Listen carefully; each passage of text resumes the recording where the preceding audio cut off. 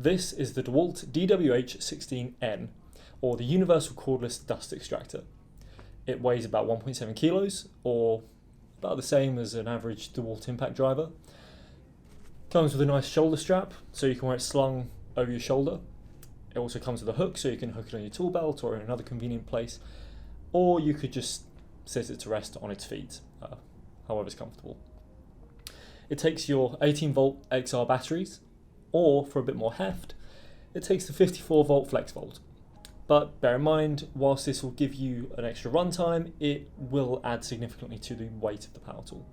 It also has integrated Bluetooth connectivity for automatic run when connected to either a remote or certain power tools that have also got the Bluetooth integrated. It has a HEPA filter internally, which will filter out particles down to 0.3 microns. Bear in mind that if you are working with asbestos particles range from about 10 to 0.1 microns. So on average you'll be filtering around 97% of said particles, but it's worth bearing in mind that this number can vary. But with that out of the way, on to the more important bit. What's it compatible with?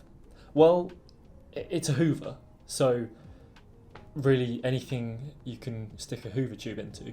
Speaking of the tube, the hose itself is 1 meter long and the outer diameter of the end point is 32 millimeters. It also has a reducer which takes that 32 millimeters down in 2 millimeter increments to an outer diameter of 24 millimeters.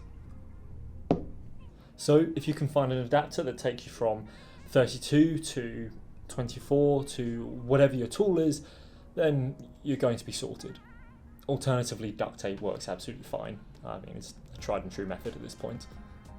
If you're looking for more specs like how loud it is or the flow rate or its capacity, then check the description because they're all in there, and I mean, there's just numbers, so it's a bit boring, isn't it? Anyway, thanks for watching. I hope this was somewhat useful, and I'll see you next time.